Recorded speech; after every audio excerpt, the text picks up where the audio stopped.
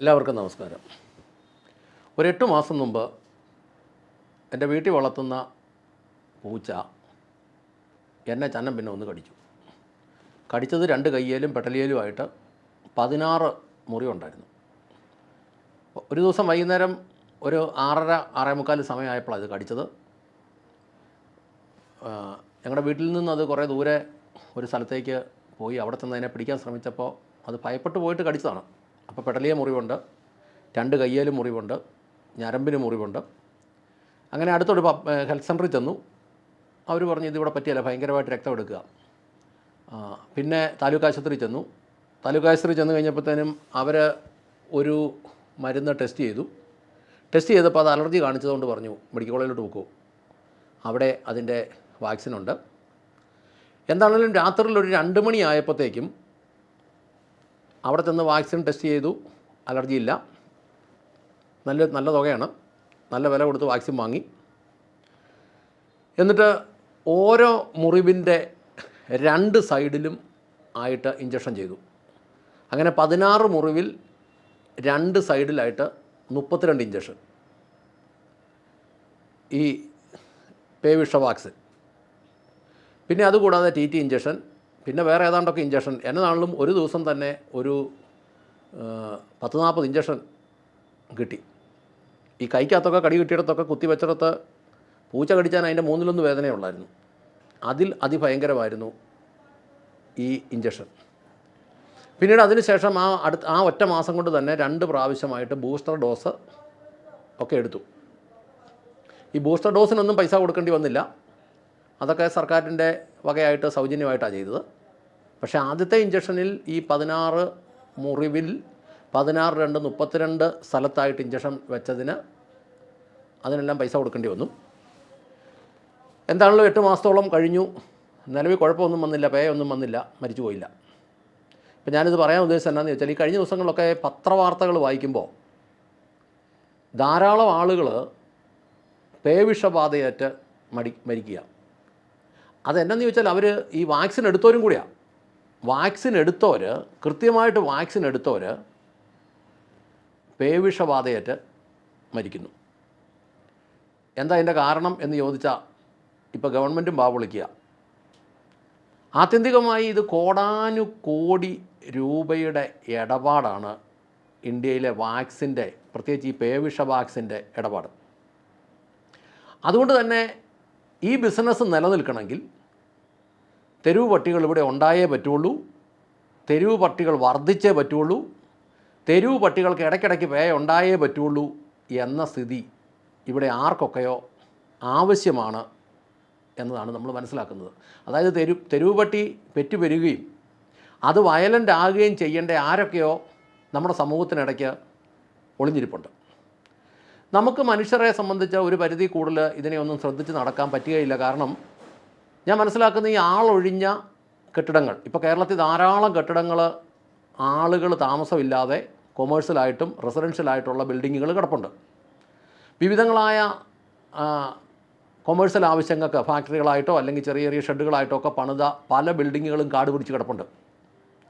പല വലിയ കൊമേഴ്ഷ്യൽ ബിൽഡിങ്ങുകളുടെയും പുറകിലേക്ക്, പ്രത്യേകിച്ച് കോട്ടയം മെഡിക്കൽ കോളേജിൻ്റെയൊക്കെ ഉൾപ്രദേശത്തോട്ട് കയറിയിട്ട് ആ മെഡിക്കൽ കോളേജിൻ്റെ തന്നെ ബിൽഡിങ്ങുകളുടെ ഉള്ളിലേക്ക് പുറകിലേക്കൊക്കെ കയറിക്കഴിഞ്ഞാൽ കൂട്ടമായിട്ടാണ് തെരുവ് നായ്ക്കൾ നടക്കുന്നത്.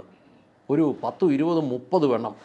ചിലതിൻ്റെയൊക്കെ കണ്ണിലോട്ട് നോക്കിയാൽ നമുക്ക് പേടിയാകും. കണ്ണൊക്കെ ചുമന്ന് ഭീകരമായി കടിപിടി കൂടി മേത്ത് മുഴുവൻ മുറിവുമായിട്ട് നടക്കുന്ന ഭീകരന്മാരായ നായ്ക്കൾ. ഇത് കേരളം മുഴുവൻ എന്ന് പറഞ്ഞതുപോലെ വ്യാപരിച്ചു. നമ്മൾ നഗരങ്ങളുടെ ഒതുങ്ങിക്കിടക്കുന്ന കെട്ടിടങ്ങളുടെ പുറകുവശത്തേക്കൊക്കെ മാറി ചെന്ന് കഴിഞ്ഞാൽ ഈ മൂത്രമൊഴിക്കാനൊക്കെ ആളുകൾ അങ്ങനെ കയറി ചെല്ലുമ്പോൾ കൂട്ടത്തോടെ കടന്നു വരുന്നൊരവസ്ഥയിലേക്ക് കേരളത്തിൽ ഇതായിട്ടുണ്ട് തെരുവ് നായ്ക്കൾ. ഇതിനിപ്പം വലിയൊരു VIP സംരക്ഷണം കൊടുത്ത് വന്ധ്യംകരിക്കുന്നു, പിടിച്ചോണ്ട് പോകുന്നു, ഇങ്ങനെയൊക്കെ ചെയ്യുക എന്നാണ് പറയുന്നത്.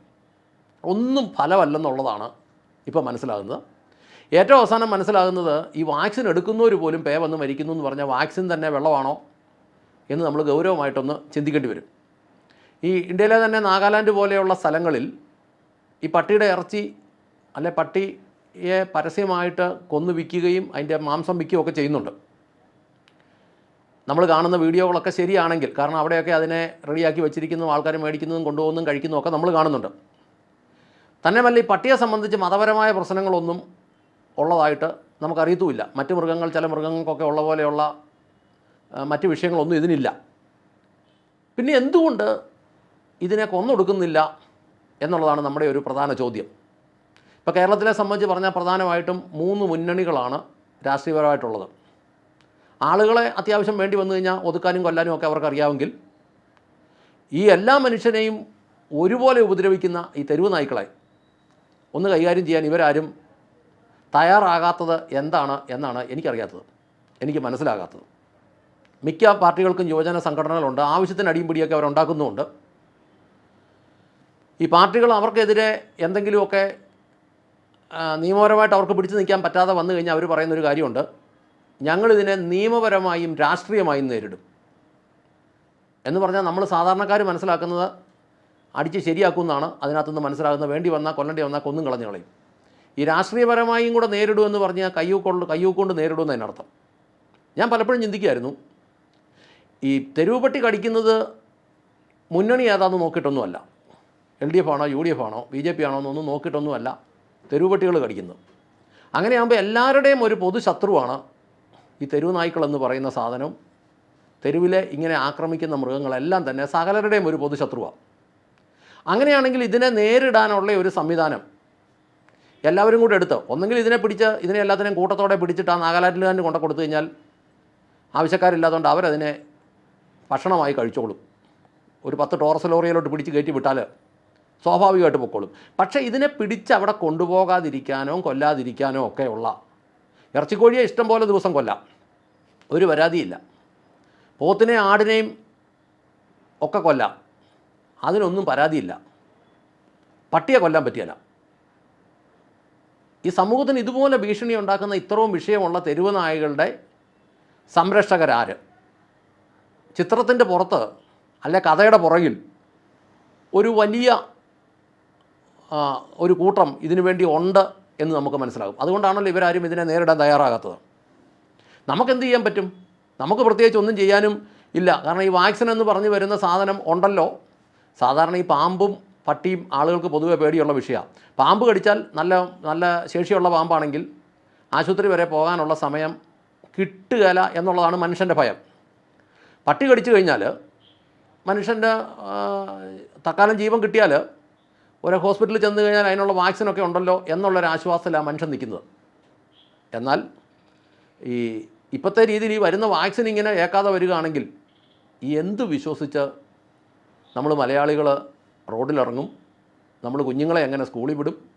നമ്മൾ എങ്ങനെ സുരക്ഷിതമായി നടക്കും? കാരണം അതുപോലെയായി ഈ സാധനങ്ങൾ എങ്ങോട്ട് തിരിഞ്ഞാലും നഗരങ്ങളിൽ ഇത് ഭീകരമായിട്ടായി. കേരളത്തിലെ രാഷ്ട്രീയ പാർട്ടിക്കാർ മനസ്സ് വെച്ചാൽ 2 ദിവസം കൊണ്ട് തീർക്കാവുന്ന പ്രശ്നം ഉള്ളു താനും. പൊതുജനങ്ങളെ കാര്യമായി ബാധിക്കുന്നൊരു വിഷയമാണ്. 2 ദിവസം കൊണ്ട് തീർക്കാവുന്ന പ്രശ്നമേ ഉള്ളൂ. അതുകൊണ്ട് നമുക്ക് ചെയ്യാവുന്നത് വളരെ ശ്രദ്ധിച്ച് നടക്കുക. പിന്നെയുള്ളത് ഈ പട്ടി പൂച്ച പോലത്തെ മൃഗങ്ങളെ വീട്ടിൽ വളർത്തുന്നതും ഒക്കെ ഒഴിവാക്കുക. പിന്നെ മാതാപിതാക്കൾ കുഞ്ഞുങ്ങളെ വളരെ ശ്രദ്ധിക്കുക, പിന്നെ കൂട്ടം കൂടി നടക്കുക എന്നൊക്കെ അല്ലാതെ എന്താ ചെയ്യാൻ പറ്റുന്നത്? ഇതിനൊക്കെ എന്തെങ്കിലും ചെയ്യാൻ പറ്റുന്നവർക്ക്, ഭരിക്കുന്നവർക്കാണ് എന്തെങ്കിലുമൊക്കെ ചെയ്യാൻ പറ്റുന്നത്. അവർ അല്ലെങ്കിൽ രാഷ്ട്രീയക്കാർക്കാണ് എന്തെങ്കിലുമൊക്കെ ചെയ്യാൻ പറ്റുന്നത്. അവരെ സംബന്ധിച്ച് ഭരണ പ്രതിപക്ഷ വ്യത്യാസമില്ലാതെ ആരും ഈ കാര്യത്തിൽ അനങ്ങുന്നില്ലെന്നുള്ളതാണ് യാഥാർത്ഥ്യം. ഇത്ര ആളുകൾ ഇത് കഴിച്ചും ഇങ്ങനെ പേവിഷം ബാധിച്ച് മരിച്ചിട്ടും പ്രതിപക്ഷത്തിൻ്റെ ഭാഗത്തു നിന്നൊന്നും യാതൊരു അനക്കവും ഇല്ല, ഒരു പ്രതികരണവും ഇല്ല. അങ്ങനെയാണെങ്കിൽ ഇതിൻ്റെ എല്ലാം പുറകിൽ ഈ വലിയ ബിസിനസ്സിനകത്തുനിന്ന് എന്തെങ്കിലുമൊക്കെ, അല്ലെങ്കിൽ നല്ലപോലെ വേണ്ട രീതിയിൽ പല കാര്യങ്ങളും പറ്റുന്നവരുണ്ട്, കൈപ്പറ്റുന്നവരുണ്ടെന്നുള്ളതായിരിക്കാം ഇതിൻ്റെ യാഥാർത്ഥ്യം. അതുകൊണ്ട് വളരെ ശ്രദ്ധിച്ച് നടന്നില്ലെങ്കിൽ, കടി കിട്ടിയാൽ അത് പേയുള്ള പട്ടിയാണെങ്കിൽ, സാധാരണ പേയുള്ള പട്ടി അങ്ങനെ കടിക്കുന്നത്, പേയുള്ള പട്ടിയാണെങ്കിൽ ഇത് അവസാനം ആൾ ഭരിക്കാനുള്ള സാധ്യതയുണ്ടെന്നുള്ളതാണ് നമ്മൾ ഈ ദിവസങ്ങളിൽ അധികമായി കാണുന്നത്. അതുകൊണ്ട് വിഷപ്പാമ്പ് മൂർക്കം പാമ്പിനെ കാണുന്നത് പോലെ തന്നെ തെരുവ് നായയും കാണണം. അത് കടിച്ച് ഹോസ്പിറ്റലിൽ വരെ ചെന്നാൽ അതിൻ്റെ വാക്സിൻ ഉള്ളതുകൊണ്ട് നമ്മൾ രക്ഷപ്പെടും. ഇത് കടിച്ച് ഹോസ്പിറ്റലിൽ ചെന്നാലും പട്ടിക്ക് പേയുണ്ടെങ്കിൽ നമ്മുടെ കാര്യം തീരുമാനമാകും. അതുകൊണ്ട് വളരെ ശ്രദ്ധയോടെയും കരുതലോടും കൂടെ ഈ വിഷയത്തിൽ സൂക്ഷ്മതയോടെ ശ്രദ്ധിച്ച് കൈകാര്യം ചെയ്യണമെന്ന് ഓർപ്പിച്ചുകൊണ്ട് നിർത്തട്ടെ. നന്ദി, നമസ്കാരം.